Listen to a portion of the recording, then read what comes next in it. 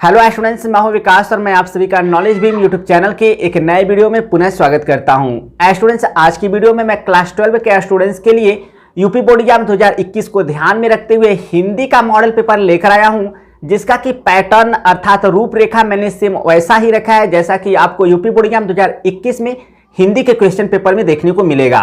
थोड़े से क्वेश्चन जो है डिफरेंस हो सकते हैं, बट आपका जो पैटर्न होगा पेपर का सेम ऐसा ही होगा। जैसा निर्देश इस क्वेश्चन पेपर में आपको देखने को मिलेगा वैसा ही निर्देश आपको बोर्ड एग्जाम के हिंदी के क्वेश्चन पेपर को में भी देखने को मिलेगा। तो इस वजह से इस क्वेश्चन पेपर को अच्छे से आप समझ लेंगे तो आपके लिए काफ़ी अच्छा होगा। तो चलिए बगैर समय वेस्ट किए वीडियो स्टार्ट करते हैं और यूपी बोर्ड एग्जाम 2021 के लिए हम लोग हिंदी के इस मॉडल पेपर को देख लेते हैं और समझ लेते हैं। तो स्टूडेंट, जैसा कि देख सकते हैं यहाँ पर मैंने क्लास 12 के स्टूडेंट्स के लिए यूपी बोर्ड एग्जाम 2021 को ध्यान में रखते हुए सामान्य हिंदी का मॉडल पेपर लेकर आया हूँ। इस मॉडल पेपर का जो रूपरेखा है मैंने बोर्ड एग्जाम के क्वेश्चन पेपर की तरह ही रखा हुआ है, ताकि आपको लगे कि यह बोर्ड एग्जाम का ही क्वेश्चन पेपर है। और मैं एक चीज़ क्लियर कर देना चाहता हूँ कि थोड़ा सा मुझे जुकाम हो गया, इस वजह से आवाज़ को लेकर थोड़ी सी आपको प्रॉब्लम हो सकती है, तो थोड़ा सा उसे इग्नोर कीजिएगा, ठीक है। और इस मॉडल पेपर को अच्छे से तैयार कर लीजिएगा, क्योंकि इसमें जो भी मैंने क्वेश्चन से लिखे हैं काफ़ी इंपॉर्टेंट हैं। तो चलिए इस मॉडल पेपर को हम लोग देखते हैं और समझते हैं। तो सबसे पहले आपको जो क्वेश्चन पेपर मिलता है हिंदी का, वहाँ पर आपको अनुक्रमांक लिखना होता है और उसके बाद आपको अपना नाम लिखना होता है। उसके बाद पेपर का यह कुछ कोडिंग होता है और सन 2021 के लिए कक्षा 12 का सामान्य हिंदी का यह मॉडल पेपर है। आपको पूरे क्वेश्चन पेपर के लिए 100 नंबर मिलते हैं और समय की बात करें तो आपको 3 घंटे 15 मिनट समय दिया जाता है। और एक चीज़ याद रखिएगा कि आपको जो भी निर्देश दिया गया है उससे ध्यान देना है। तो देखिए निर्देश यहाँ पर दिया गया है। पहला निर्देश है संपूर्ण प्रश्न पत्र 2 भागों खंड क तथा खंड ख में विभाजित है। और दूसरा निर्देश यह है कि सभी आपको प्रश्न करने हैं, यानी कोई भी प्रश्न आपको छोड़ना नहीं है, ठीक है। इसके बाद खंड क का जो क्वेश्चन है वह स्टार्ट होता है। तो खंड क में देख सकते हैं जो पहला वाला प्रश्न पूछा गया है उसमें आपको बहुविकल्पी प्रश्न देखने को मिल रहा है। जैसे कि क वाला प्रश्न देख सकते हैं, इसमें 4 ऑप्शन आपको दिया गया है। यदि आपकी तैयारी अच्छी से नहीं हो पाई है, जो ऑब्जेक्टिव टाइप क्वेश्चन है, तो आप हमारे चैनल को विजिट करके इस टॉपिक को अच्छे से तैयार कर सकते हैं, ठीक है। वहाँ पर प्रिया मैम ने हिंदी के जो भी इम्पोर्टेंट ऑब्जेक्टिव क्वेश्चन हैं वह टीच किए हुए हैं। प्लेलिस्ट में जाकर आप चेक कर सकते हैं। इसी तरह आप देख सकते हैं और भी बहुविकल्पी प्रश्न हैं। तो आपको 5 बहुविकल्पी प्रश्न क्वेश्चन नंबर 1 के अंतर्गत देखने को मिलते हैं। हर एक प्रश्न 1-1 नंबर का है। इसके बाद क्वेश्चन नंबर 2 की बात करें तो क्वेश्चन नंबर 2 में भी आपको 5 बहुविकल्पी प्रश्न देखने को मिलता है। क ख ग घ अंग करके इस तरह से हर एक प्रश्न जो है वह 1 नंबर का है। इसके बाद आगे बढ़ते हैं तो देख सकते हैं ग वाला प्रश्न किस तरह से पूछा गया है, घ वाला किस तरह से पूछा गया है और अंग वाला प्रश्न कैसे पूछा गया है। इन सारे प्रश्नों का उत्तर आपको हमारे चैनल पे मिल जाएगा अगर आप वीडियो वॉच करते हैं इस टॉपिक का, ठीक है। तो हिंदी के जो भी इंपॉर्टेंट क्वेश्चन हैं उनके ऑब्जेक्टिव के जो आंसर है वह प्रिया मैम ने वीडियो में टीच किया हुआ है। इसके बाद क्वेश्चन नंबर 3 की बात करें तो क्वेश्चन नंबर 3 में देखिए कहा गया है दिए गए गद्यांश पर आधारित निम्नलिखित प्रश्नों के उत्तर दीजिए। तो यह जो है आपको नीचे जो गद्यांश दिया गया है आपको उसी गद्यांश के आधार पर जो नीचे प्रश्न पूछा गया है उनका उत्तर देना होगा। और अगर आप सही ढंग से देते हैं तो इसके लिए आपको 10 नंबर मिलेगा। बहुत इंपॉर्टेंट है। आपको पहला, दूसरा, तीसरा, चौथा इससे 5वां करके 5 प्रश्न देखने को मिलेगा। चलिए मैं आपको दिखा देता हूँ। तो यह गद्यांश आप लोग स्क्रीनशॉट ले लीजिएगा। तो यहाँ पर देख सकते हैं गद्यांश जो है समाप्त हुआ तो नीचे पहला, दूसरा, तीसरा, चौथा, 5वां करके इस तरह से प्रश्न पूछा गया है। तो इन प्रश्नों का अगर आप सही ढंग से उत्तर दे देते हैं 5 का तो आपको इसके लिए 10 नंबर मिलेगा। अगर आपको यह गद्यांश नहीं आता है तो आपको अथवा करके एक ऑप्शन भी मिल रहा है। आप नीचे वाला यह देख रहे हैं जो गद्यांश, इसको पढ़कर नीचे जो प्रश्न पूछा गया है पहला, दूसरा, तीसरा, चौथा या 5वां, इनका उत्तर दे सकते हैं और इसके लिए भी आपको 10 ही नंबर मिलेगा। तो दोनों में से केवल एक ही आपको करना है, ठीक है। इसके बाद स्टूडेंट्स आगे बढ़ते हैं। तो स्टूडेंट्स अब आगे बढ़ते हैं और अगला जो प्रश्न है उसे देखते हैं। तो चौथा प्रश्न जो है वह कह रहा है दिए गए पद्यांश पर आधारित निम्नलिखित प्रश्नों के उत्तर दीजिए। तो यहाँ पर आपको जो यह पद्यांश दिया गया है इसे आपको पढ़ना है, और पढ़ने के बाद नीचे जो इस पद्यांश पर आधारित पहला, दूसरा, तीसरा, चौथा, पांचवा करके प्रश्न पूछा गया है उनका आपको उत्तर देना है। अगर आप सही ढंग से उत्तर देते हैं तो आपको इसके लिए 10 नंबर मिलता है। तो चलिए मैं इस पद्यांश से संबंधित जो नीचे प्रश्न है उसे दिखा देता हूं। तो यहाँ पर देख सकते हैं प्रश्न पूछा गया है।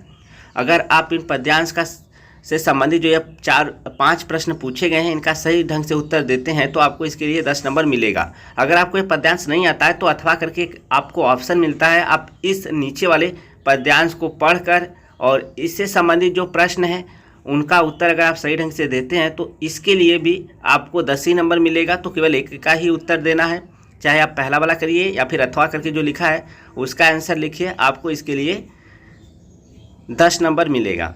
तो इस पद्यांश से संबंधित प्रश्न देखेंगे तो यहाँ पर नीचे है, आप इस पद्यांश को अच्छे से पढ़ें और उसके बाद ये जो प्रश्न पूछे गए हैं उनका उत्तर दीजिए, ठीक है। इसके बाद आगे बढ़ते हैं और क्वेश्चन नंबर 5 देखते हैं। तो क्वेश्चन नंबर 5 में आपको क ख करके इस तरह से प्रश्न देखने को मिल रहा है। तो क वाला प्रश्न जो है वह कह रहा है, निम्नलिखित में से किसी एक लेखक का साहित्यिक परिचय देते हुए उनकी प्रमुख रचनाओं का उल्लेख कीजिए। तो यहाँ पर आपको पहला, दूसरा, तीसरा करके 3 लेखक के नाम देखने को मिल रहे हैं। केवल एक लेखक का जो है आपको साहित्यिक परिचय देते हुए उनकी रचनाओं का उल्लेख करना है। यदि आप सही ढंग से करते हैं तो इसके लिए आपको 5 नंबर मिलता है। और याद रखें कि शब्द सीमा शब्दों की 80 हो तो 80 से ऊपर ही लिखने का प्रयास करें, लगभग 100 शब्दों में। अगर आप नहीं समझ पाते हैं तो मेरे चैनल को विजिट कीजिए, इस टॉपिक पर प्रिया मैम ने वीडियो बनाया हुआ है, आप जाकर देख सकते हैं, ठीक है। इसके बाद ख वाला जो प्रश्न है वह कर रहा है, निम्नलिखित में से किसी एक कवि का साहित्यिक परिचय देते हुए उनकी प्रमुख कृतियों का उल्लेख कीजिए। तो यहाँ पर भी आपको शब्द सीमा वहीं 80 ध्यान रखना है, तो आप 80 से ऊपर ही रखिएगा। और यह भी आपका 5 ही नंबर का है। तो यहाँ पर भी आपको पहला, दूसरा, तीसरा करके 3 लेखक के नाम 3 कवि के नाम देखने को मिल रहे हैं। केवल एक कवि का आपको साहित्यिक परिचय देते हुए उनकी रचनाओं का उल्लेख करना है, ठीक है। इस टॉपिक पर भी वीडियो है, जाकर आप देख सकते हैं। इसके बाद क्वेश्चन नंबर 6 की बात करें तो क्वेश्चन नंबर 6 कह रहा है, बहादुर अथवा ध्रुव यात्रा कहानी के उद्देश्य पर प्रकाश डालिए। अगर आप सही ढंग से उत्तर देते हैं तो इसके लिए आपको 5 नंबर मिलता है, नहीं तो अथवा करके यहाँ पर प्रश्न आपके लिए एक और है, पंचलाइट अथवा बहादुर कहानी का सारांश लिखिए। तो आप पहला वाला कर सकते हैं या फिर अथवा करके जो पूछा है उस प्रश्न का उत्तर दे सकते हैं और इसके लिए आपको 5 नंबर मिलता है। तो इस टॉपिक पर भी वीडियो है, आप जाकर प्लेलिस्ट में चेक कीजिए या फिर चैनल पर जाकर देखिए, आपको इस टॉपिक पर भी वीडियो देखने को मिल जाएगा। इसके बाद क्वेश्चन नंबर 7 की बात करें तो क्वेश्चन नंबर 7 जो है वह कह रहा है, स्वपठित खंड काव्य के आधार पर किसी एक खंड के एक प्रश्न का उत्तर दीजिए। तो यह इसमें आपको पहला, दूसरा, तीसरा, चौथा, पाँचवा करके इस तरह से आपको खंड काव्य देखने को मिलेगा। जिस खंड काव्य का उत्तर आपको देना है आप उसी खंड काव्य का उत्तर दें। और यह खंड काव्य कौन सा आपको पढ़ना है, अगर आप नहीं जानते हैं तो हिंदी का जो मैंने सिलेबस का वीडियो बनाया है वह वीडियो आज कर लीजिए, आपको समझ में आ जाएगा कि किस जिले के लिए कौन सा खंड काव्य पढ़ना है। और जब भी आप उत्तर लिखें वह लगभग 80 शब्दों से ऊपर ही लिखें, ठीक है।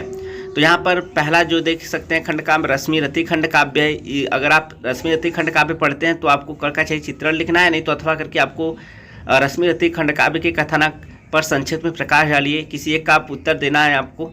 तो आप जो खंड काव्य पढ़ते हैं उसी का आपको उत्तर देना है। तो रश्मि रति खंड काव्य पर वीडियो बना हुआ है हमारे चैनल पे, आप इन दोनों प्रश्नों का उत्तर वहाँ पर पा सकते हैं। प्रिया मैम ने जल्दी से वहाँ पर वीडियो प्रोवाइड किया था इस टॉपिक पर, क्योंकि इसकी काफ़ी मांग थी। इसके बाद दूसरा देखेंगे खंड काव्य। तो अगर आप आलोकावृत खंड काव्य पढ़ते हैं तो जो प्रश्न पूछा गया है उत्तर दीजिए, देख सकते हैं, अथवा करके आपको ऑप्शन भी मिल रहा है।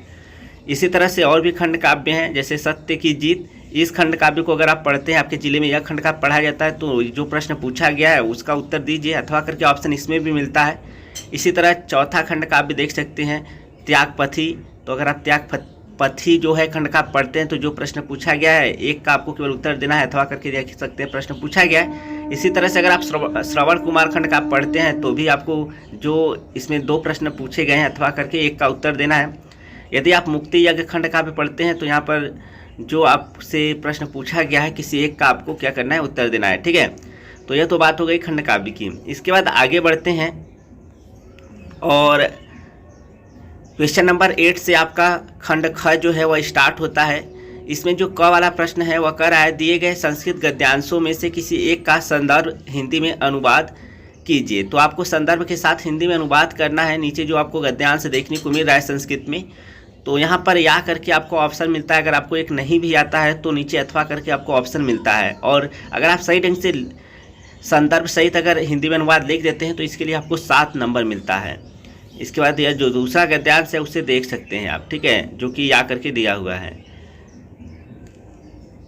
इसके बाद जो क्वेश्चन नंबर 8 के अंतर्गत ख वाला प्रश्न है वह कह रहा है दिए गए श्लोकों में से किसी एक का संदर्भ हिंदी में, यानी संदर्भ के साथ हिंदी में क्या कीजिए, अनुवाद कीजिए संदर्भ के साथ। तो यहाँ पर देख सकते हैं आपको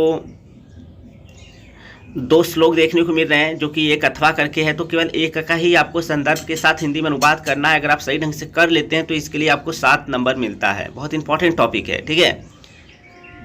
इसके बाद स्टूडेंट्स आगे बढ़ते हैं और क्वेश्चन नंबर जो 9 है उसे देखते हैं। तो क्वेश्चन नंबर 9 में जो प्रश्न है वह कह रहा है निम्नलिखित मुहावरों एवं लोकोक्तियों में से किसी एक का अर्थ लिखकर वाक्य में प्रयोग कीजिए। तो केवल एक का ही आपको अर्थ लिखना है और वाक्य में प्रयोग करना है। अगर आप सही ढंग से कर देते हैं तो इसके लिए आपको 2 नंबर मिलेगा। इस टॉपिक पर भी हमारे चैनल पर वीडियो है, जाकर आप देख सकते हैं। इसके बाद अगला जो प्रश्न है 10वां वह कह रहा है निम्नलिखित शब्दों के संधि विच्छेद के सही विकल्प का चयन कीजिए। तो यहाँ पर आपको देखेंगे कि संधि से संबंधित प्रश्न पूछे गए हैं। इस टॉपिक पर भी वीडियो है। तो यहाँ पर आप देख सकते हैं कि जो महर्षि का संधि विच्छेद है उसमें से जो ऑप्शन आपको देखने को मिल रहे हैं क ख ग घ करके, इसमें से जो ऑप्शन सही है उसी का आपको चुनाव करना है, ठीक है। इसी तरह और भी हैं, देख सकते हैं। तो ऑलरेडी इस टॉपिक पर वीडियो भरा है, जाकर हमारे चैनल के प्लेलिस्ट में चेक कीजिए, आपको वीडियो देखने को मिल जाएगा।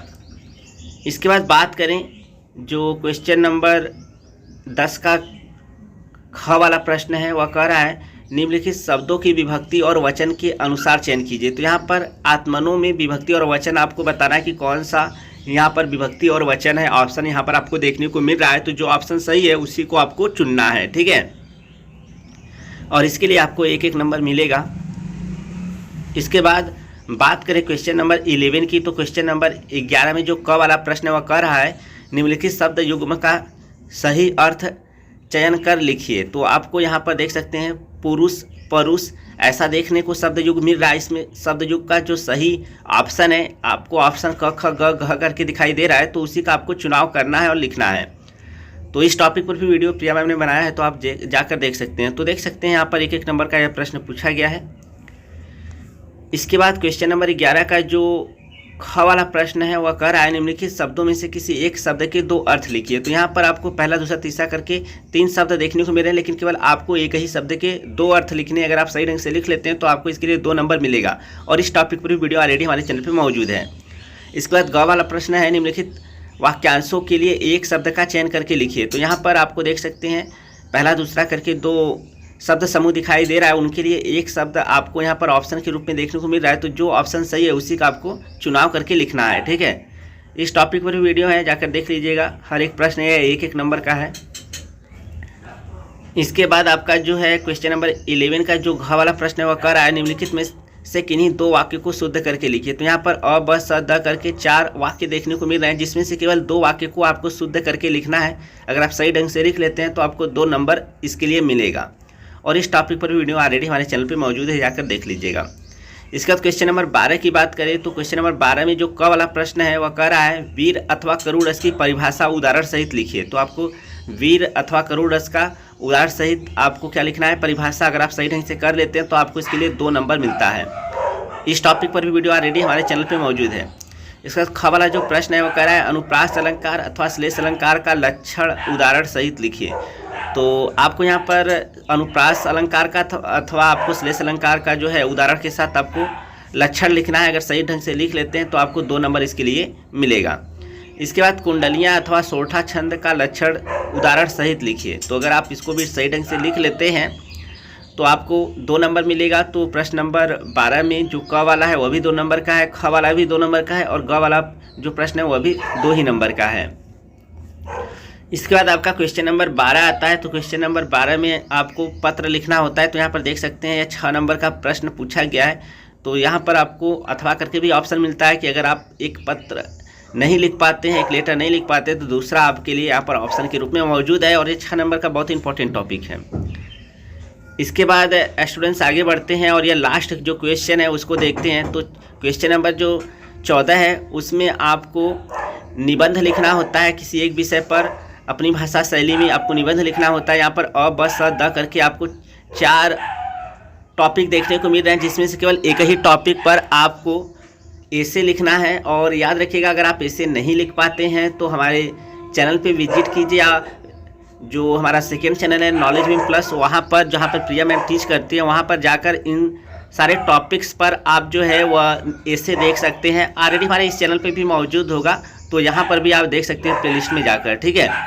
तो स्टूडेंट्स, आई होप आप लोग को यह क्वेश्चन पेपर अच्छे से समझ में आ गया होगा। थोड़ी सी आवाज़ को लेकर आपको प्रॉब्लम हो सकती थी, क्योंकि मेरा जो है तबीयत ठीक नहीं है, जुकाम हो गया, इस वजह से आवाज़ को लेकर प्रॉब्लम हो सकती है। इसके लिए रियली सॉरी, बट लेकिन आई होप आपको ये क्वेश्चन पेपर समझ में आया होगा। बहुत ही मेहनत से मैंने ये क्वेश्चन पेपर तैयार किया था, तो फाइनली ये क्वेश्चन पेपर तैयार हो गया। अब मैंने आपके लिए वीडियो सुबह में ही सोचा प्रोवाइड कर देते हैं, ताकि आप अच्छे से इसे समझ सकें और क्वेश्चन पेपर को देख सकें और अपनी जानकारी को चेक कर सकें। तो इस वीडियो में फिलहाल इतना ही, और अगर आप अच्छे से तैयारी करना चाहते हैं बोर्ड एग्जाम के लिए, तो हमारे चैनल को विजिट करके प्लेलिस्ट में चेक कीजिए। आपको इंग्लिश का पूरा प्रिपरेशन देखने को मिल जाएगा, और हिंदी की भी आप तैयारी कर सकते हैं।